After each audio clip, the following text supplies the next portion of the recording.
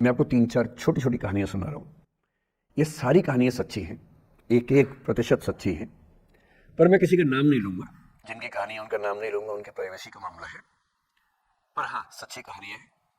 अच्छी बात है कि इन कहानियों के किरदार हम लोग नहीं बने, ईश्वर करे हम कभी ना बने, लेकिन कहानियां सच्ची हैं।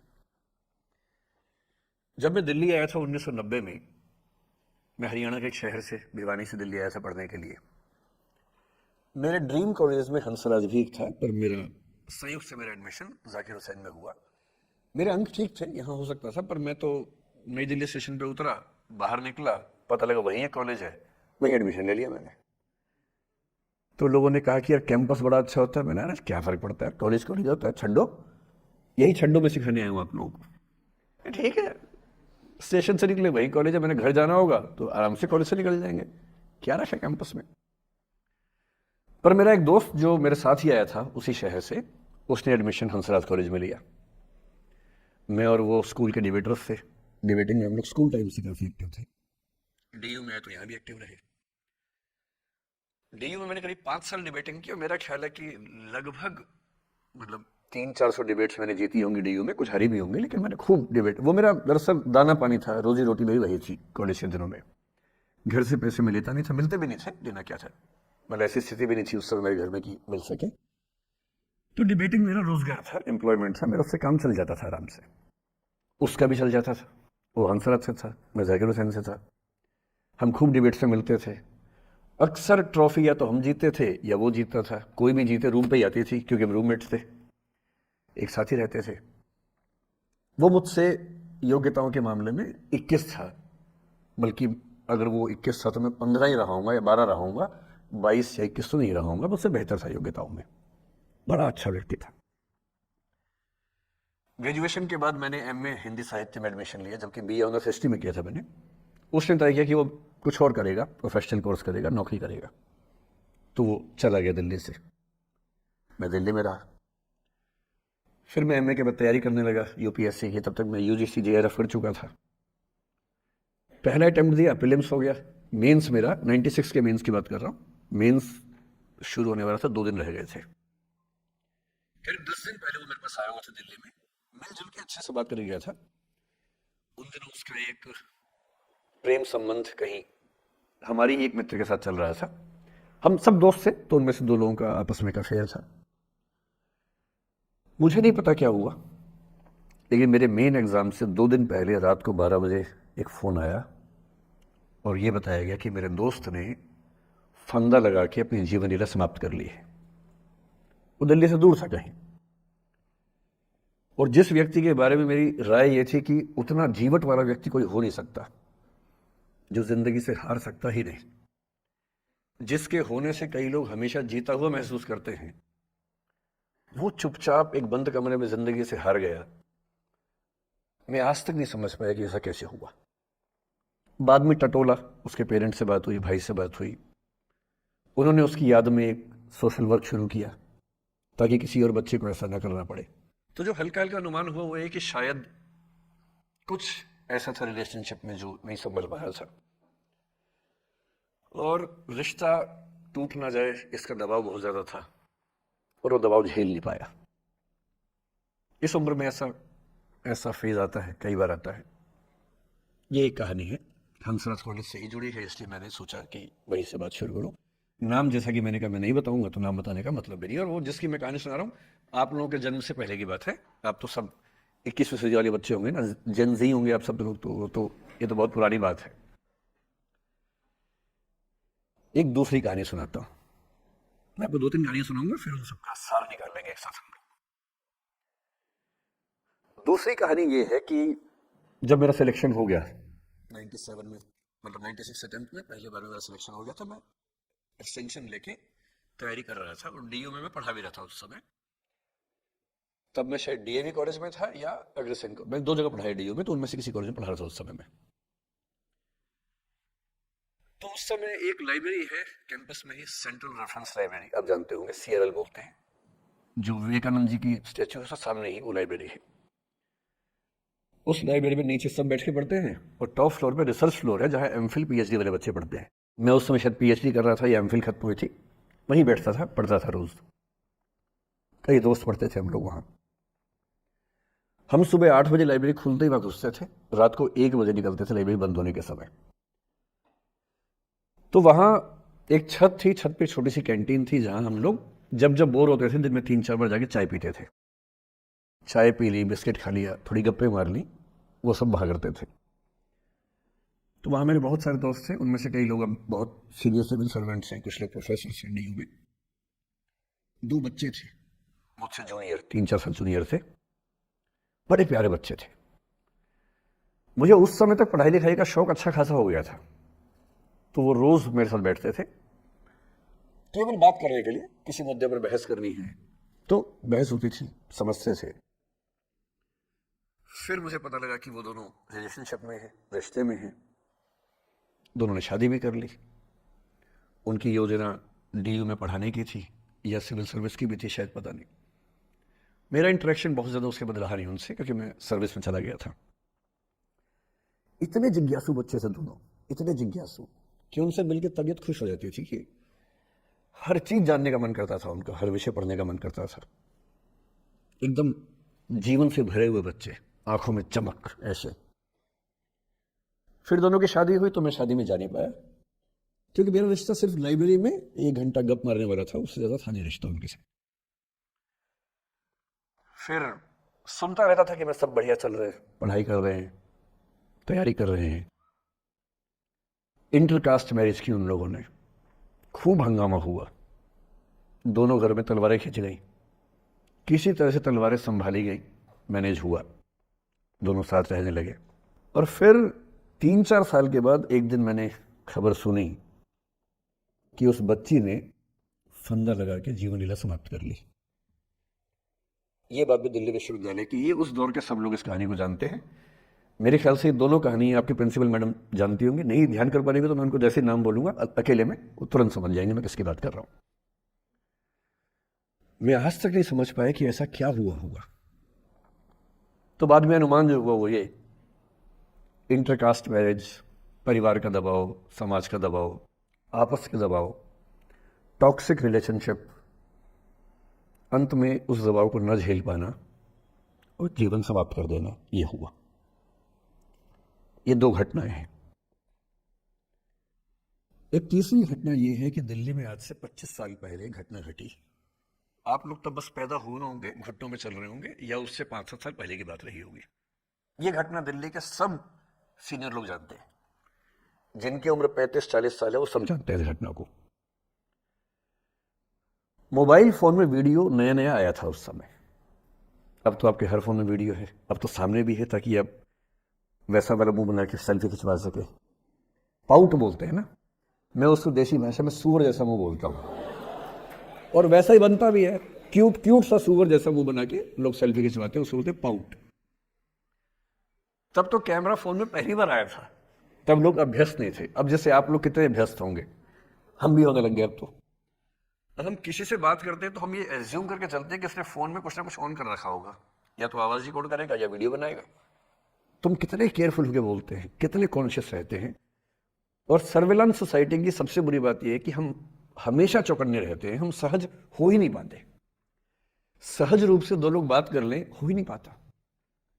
तो मैं तो अपने ऑफिस में कई बार ऐसा करता हूं, जब हम 3-4 लोग बैठते हैं इनफॉर्मल बातचीत के लिए, हम सब अपना अपना फोन कमरे के बाहर छोड़ के आ जाते हैं, फिर 2 घंटे बात करते हैं, इस भय से मुक्त होके कि कहीं कोई रिकॉर्ड तो नहीं कर रहा। ये हालत है आज की। उस जमाने में तो फोन थे। मोबाइल फोन आया था भारत में लगभग 1995 के आसपास पहली बार। बड़ा महंगा था, 16 रुपए प्रति मिनट इनकमिंग, 16 रुपए प्रति मिनट आउटगोइंग, ये रेट से उस समय। और फोन वो थे जिनसे आप कील भी ठोक सकते हैं, वैसे वाले फोन थे, बटन वाले फोन थे। नोकिया एक कंपनी थी, उसके फोन हुआ करते थे। उसके 4-5 साल के बाद क्या हुआ, पहली बार किसी कंपनी ने फोन में कैमरा लगा दिया। ये बात उस समय के लोग नहीं समझते थे। जब भी नई तकनीक आती है उसको समझने में टाइम लगता है। जो पहले समझते हैं फायदा उठा लेते हैं, जो थोड़ा लेट समझते हैं वो उसका नुकसान उठाते हैं। उस समय दिल्ली के एक प्रसिद्ध स्कूल में 11वीं-12वीं क्लास के 2 बच्चों में आपस में कोई रिलेशनशिप रही होगी। वो दोनों किसी ऐसी सिचुएशन में थे जो सिचुएशन बहुत ही प्राइवेट किस्म की थी, बहुत निजी किस्म की थी, जिसको पब्लिक नहीं कर सकते। कुछ कुछ फिजिकल रिलेशनशिप जैसा मामला था। उस दुष्ट लड़के ने लड़कों के इतिहास को कलंकित कर, लड़कों का इतिहास वैसे भी कलंकित ज्यादा है, उसे और कलंकित करते हुए उस पूरे सिचुएशन का वीडियो बना लिया। ऐसे मामलों में दुर्भाग्य है, मैं लड़का हूं इसलिए लड़के पवित्र थोड़ा ना हो जाएंगे, लड़का है इतिहास कलंकित तो है, उसका वीडियो बना लिया और दुष्टता का चरम स्तर निभाते हुए वो वीडियो अपने एक दोस्त को शेयर कर दिया। ये कहे कि किसी और को दिखाना मत, जैसा कि होता है अफवाहों की दुनिया में। हर अफवाह एक व्यक्ति एक को ही बताता है, ये कह के किसी और को मत बताना, और अगला व्यक्ति भी अगले को यही कह के बोलता है किसी और को मत बताना, और इस तरह से पूरे शहर को खबर होती है और सबको लगता है कि सिर्फ मुझे पता है। वो वीडियो फैल गया। नए नए फ़ोन आए थे, पर वो फ़ोन कम लोगों के पास थे, कैमरे वाले फ़ोन, तो फ़ोन से कितना फैलता, ज़्यादा नहीं फैला। लेकिन उस समय दिल्ली की कुख्यात मार्केट हुआ करती थी, पालिका बाजार, अभी भी है, पर तब वो कुछ और कामों के लिए कुख्यात हुआ करते थे। अब तो कपड़े मिलते हैं, तब कपड़ों के साथ कई चीज़ें और मिलती थी वहाँ, जैसे गंदी फिल्मों की सीडी चाहिए हो तो वहाँ मिलती थी, ग्रे मार्केट में चोरी छिपे। इस वीडियो को सीडी में कन्वर्ट करके लोगों ने वहां से खरीदा, लाखों करोड़ों की संख्या में। नए नए टेलीविजन चैनल प्राइवेट आए थे, और प्राइवेट टीवी चैनल को खबरों की भूख इतनी होती है कि वो खबर के लिए जान दे सकता है और जान ले भी सकता है किसी की। 24 घंटे इस खबर पे, इस चीज पर खबरें चल रही थी सारे चैनल्स में कि ये वो लड़का है जिसने ऐसा किया, ये वो लड़की है, ये वो स्कूल है, इस स्कूल की प्रिंसिपल से बात करेंगे, इससे बात करेंगे। वो जो बच्ची थी जिसकी इसमें कोई गलती नहीं थी, सिवाय इसके कि वो किसी एक लड़के से प्रेम करती थी, जो कि उस उम्र में बच्चे कर बैठते हैं, इसके लिए बहुत चिल्लपौनी मचानी चाहिए। बच्चों को आप हर बात पे अपराधी नहीं मान सकते। उस बच्चे की गलती सिर्फ इतनी थी कि उसने अपने दोस्त पे भरोसा किया, जो भरोसे के लायक था नहीं। वो नीच किस्म का व्यक्ति था जिसने उस संबंध की गरिमा को समझा नहीं। उस बच्ची के घर के बाहर 24 घंटे न्यूज चैनल से कैमरे खड़े रहे। घर से कोई भी निकले 50 कैमरे पीछे, आप बताइए आपकी बेटी कैसी है, आप बताइए आपकी बहन कैसी है। अंत में उस पिता ने अपनी बच्ची को इस देश से बाहर भेज दिया।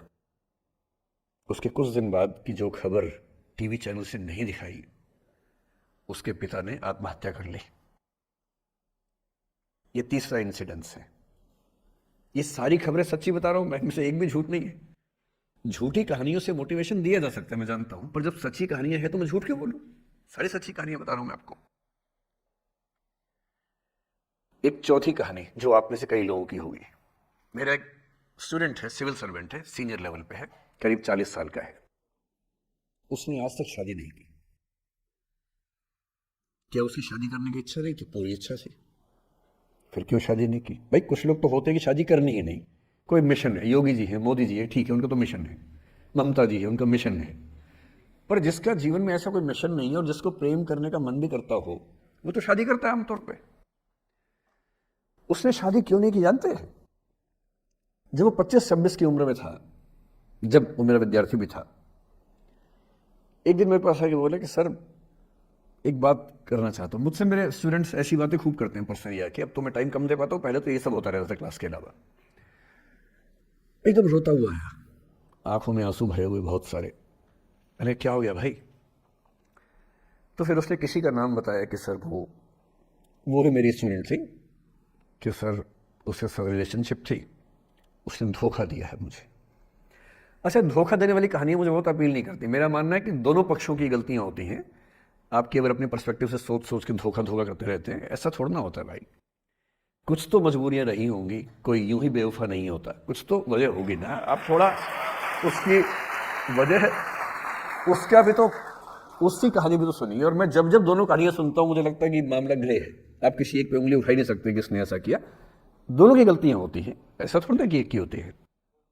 बहरहाल इन भाई साहब को ऐसा लगा कि धोखा हो गया उनके साथ, तो मैंने चलो कोई बात नहीं यार, हो गया तो हो गया, तू नहीं कोई और सही, ऐसा क्या है। इतनी बड़ी दुनिया है, 8 अरब की आबादी अब है, उस समय भी 6-7 अरब तो थी। मैंने कहा 3.5 अरब 350 करोड़ में कोई तो होगी तुम्हारे लिए, ऐसा क्या है, कोई और देखेंगे। पर वो थोड़ा ज़्यादा सेंटिमेंटल था उस समय। धीरे धीरे पता नहीं उसके मन में क्या बैठ गया, उसके मन में ये बैठा कि दुनिया की सारी लड़कियां धोखेबाज होती हैं। ऐसे मूर्खों की कमी नहीं है दुनिया में, ऐसे बहुत मूर्ख हैं। दर्शन की दुनिया में इसे अवैध सामान्यीकरण कहते हैं, इलिसिट जनरलाइजेशन। इसका मतलब बहुत छोटे सैंपल के बेस पे ये समझ लेना कि ये थियरी पूरे ब्रह्मांड पर लागू होती है। एक लड़की ने धोखा दिया, मान लीजिए धोखा दिया, धोखा इसने दिया कि उसने दिया कि किसी ने दिया, जो भी कहानी हो, एक सैंपल से ये मान लेना कि सब ऐसे होते हैं। और उसके बाद से उसने कम से कम 10 बार कोशिश की, 10 लोगों से मिला, बातचीत की शादी के लिए। डेटिंग तो क्या करेगा 40 की उम्र में, लेकिन हाँ बातचीत करके देखा कि शायद रुचियां मिल जाए, सोहा मिल जाए तो शादी के बारे में सोचें। हर बार 3 4 5 मीटिंग के बाद वापस हट जाता है। अब तो मैंने पूछना बंद कर दिया है। जब तक मैं पूछता था, बोलता था कि सर 3 4 मीटिंग के बाद लगता है कि ये भी वैसी ही है। मैंने कहा भूल जाओ भाई, उससे भूल जाओ, बात खत्म हो गई। उसके बच्चे घूम रहे हैं आजकल स्कूल में, अब तुम कम से कम शादी तो कर लो।